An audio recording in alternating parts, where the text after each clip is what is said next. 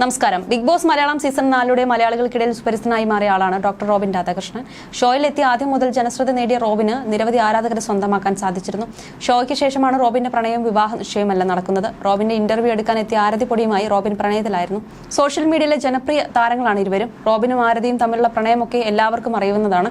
ഇക്കഴിഞ്ഞ ഫെബ്രുവരിയിൽ ആരതിയും റോബിനും വിവാഹിതരായി. വിവാഹത്തിന് പിന്നാലെ ഇരുവരുടെയും ഹണിമൂൺ യാത്രകളും ആഘോഷങ്ങളും ആരാധകർ ഏറ്റെടുത്തിരുന്നു. ഹണിമൂൺ ആഘോഷിക്കാൻ 24 രാജ്യങ്ങളിലേക്ക് പോകുമെന്നായിരുന്നു റോബിൻ ആരാധകരോട് പങ്കുവച്ചത്.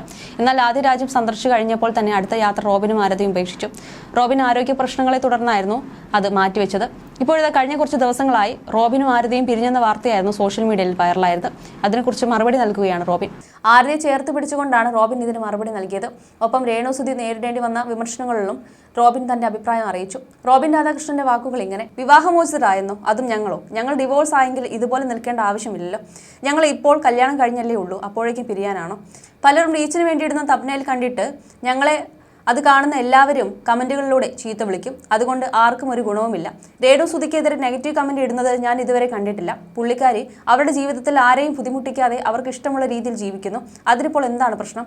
നമുക്കെല്ലാം ഇഷ്ടമുണ്ടായിരുന്ന ഒരു വലിയ കലാകാരന്റെ ഭാര്യ എന്ന നിലയിൽ ജീവിതകാലം മുഴുവൻ അതിനെ ഓർത്ത് ദുഃഖിച്ചിരിക്കേണ്ട കാര്യമൊന്നുമില്ല. അവർക്കൊരു ജീവിതമുണ്ട്. അവർക്ക് വിഷമമില്ലെന്ന് ആര് പറഞ്ഞു? ഉറപ്പായും അവർക്ക് വിഷമമുണ്ടാവും. നമ്മളത് കാണുന്നില്ലെന്ന് മാത്രം. എന്തായാലും പൊടി അവരുടെ കൂടെ ഒരു ഫോട്ടോഷൂട്ട് എടുക്കും. നിങ്ങളൊക്കെ അത്രയ്ക്ക് ആയോ?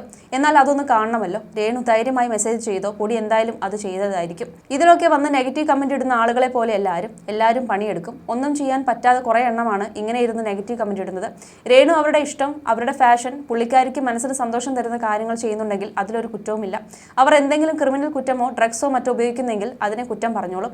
അല്ലാതെ ഈ പറഞ്ഞതൊക്കെ ഒരാളുടെ ആഗ്രഹമല്ലേ? മോശം കമന്റ് ഇടുന്ന ഒരുപാട് എണ്ണവും ഫേക്കാണ്. പിന്നെ ചിലർ ലൈഫിൽ എന്തെങ്കിലും ഒക്കെ ചെയ്യാൻ ഇല്ലാത്ത നിരാശ മൂത്ത് നിൽക്കുന്ന ആളുകളായിരിക്കും. ചുമ്മാ അത് കണ്ടിട്ട് ഇങ്ങനെ ഓരോന്ന് പറയും. എനിക്ക് ഒരാളെയും റോൾ മോഡലാക്കാൻ തോന്നിയിട്ടില്ല. പണ്ടത്തെ പോലെയല്ല ഞാനിപ്പോൾ. ഒരുപാട് മാറ്റങ്ങൾ എൻ്റെ ജീവിതത്തിൽ വന്നിട്ടില്ലേ? ചെറിയൊരു നല്ല കുട്ടിയായില്ലേ ഞാനിപ്പോൾ? ഒന്നാമത്തെ കാര്യം, മദ്യം ജീവിതം നശിപ്പിക്കും. അതുപോലെ കുടിക്കണമെന്ന് ഞാൻ പറയില്ല. ഇതൊക്കെ നമ്മുടെ നാട്ടിലെ MLA MP ഒക്കെ തീരുമാനിക്കേണ്ടതാണ്. ഇതൊക്കെ എന്തിനാണ് വിൽക്കുന്നതെന്ന് അവരോട് ചോദിക്കണം. എനിക്കറിയില്ല. അതേസമയം ബിഗ് ബോസിന് ശേഷമാണ് റോബിനും ആരതിപ്പൊടിയും കണ്ടുമുട്ടുന്നതും പ്രണയത്തിലാകുന്നതും. സോഷ്യൽ മീഡിയയിൽ ജനപ്രിയ താരങ്ങളാണ് ഇന്ന്. കുറച്ച് നാളുകൾക്ക് മുമ്പായിരുന്നു രണ്ടാളും ഗുരുവായൂർ ക്ഷേത്രത്തിൽ വെച്ച് വിവാഹിതരായത്. അടുത്ത ബന്ധുക്കളുടെയും സുഹൃത്തുക്കളുടെയും സാന്നിധ്യത്തിലായിരുന്നു വിവാഹം. വിവാഹത്തിന് പിന്നാലെ ഇരുവരുടെയും ഹണിമൂൺ യാത്രകളും ആഘോഷങ്ങളും ആരാധകർ ഏറ്റെടുത്തു. ഹണിമൂൺ ആഘോഷിക്കാൻ 24 രാജ്യങ്ങളിലേക്ക് പോകുമെന്നായിരുന്നു റോബിൻ ആരാധകരോട് പങ്കുവച്ചത്. എന്നാൽ ആദ്യം രാജ്യം സന്ദർശിച്ചു കഴിഞ്ഞപ്പോൾ തന്നെ അടുത്ത യാത്ര റോബിനും ആരതി ഉപേക്ഷിച്ചു. റോബിന് ആരോഗ്യകരമായ പ്രശ്നങ്ങൾ നേരിട്ടതിനാലാണ് യാത്ര മാറ്റിവെച്ചതെന്നായിരുന്നു താരങ്ങൾ അറിയിച്ചത്. അന്ന് എന്താണ് സംഭവിച്ചതെന്ന് റോബിൻ പറയുകയും ചെയ്തു. കുട്ടിക്കാലത്ത് തന്നെ ഹണിമൂണിന് പോകണമെന്നൊക്കെ ഞാൻ ആഗ്രഹിച്ചതാണ്. ഞാനായാലും എൻ്റെ പാർട്ട്ണറായാലും അധികം യാത്ര പോയ ആളുകളല്ല.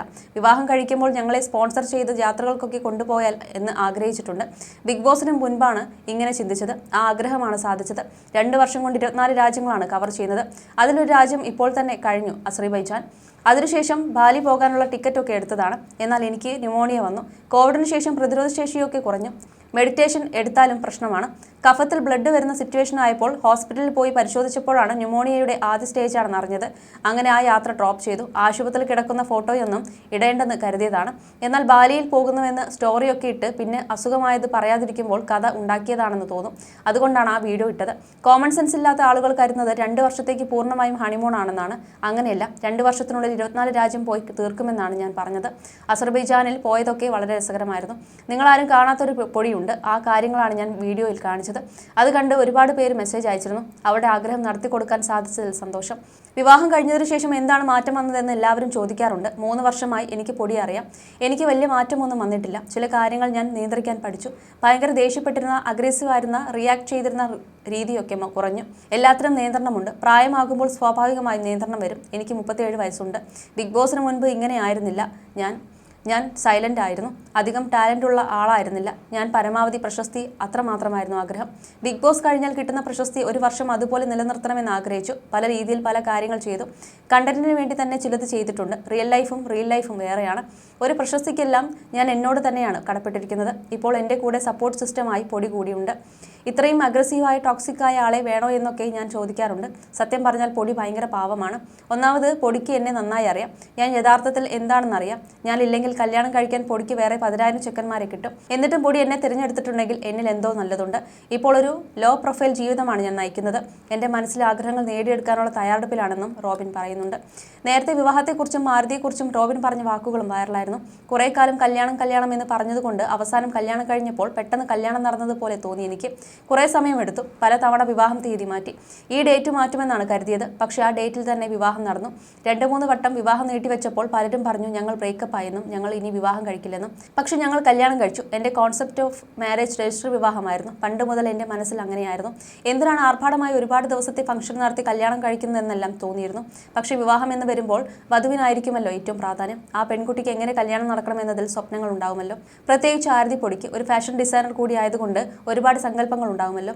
അതുകൊണ്ടാണ് ആർഭാട വിവാഹത്തിനൊപ്പം നിന്നത്. പിന്നെ ഞങ്ങളുടെ വിവാഹത്തിന്റെ എല്ലാ കാര്യങ്ങളും പ്ലാൻ ചെയ്തത്, കോർഡിനേറ്റ് ചെയ്തത്, എക്സിക്യൂട്ട് ചെയ്തത് ആരതി തന്നെയാണ്. അതിന് പൊടിയെ ഞാൻ അഭിനന്ദിക്കുന്നു. ഒരു കല്യാണം നടത്തുക എന്നത് അത്ര എളുപ്പമുള്ള കാര്യമല്ല. വളരെ കുറച്ച് പേർ മാത്രമേ പൊടിയെ സഹായിക്കാൻ ഉണ്ടായിരുന്നുള്ളൂ. 7 ഫെറ എന്ന കൺസെപ്റ്റ് പൊടി പറഞ്ഞപ്പോൾ ഇതൊക്കെ നടക്കുമോ എന്ന തോന്നലാണ് എനിക്ക് ആദ്യം വന്നതെന്ന്. പക്ഷേ എല്ലാം നന്നായി എന്നും റോബിൻ പറഞ്ഞു.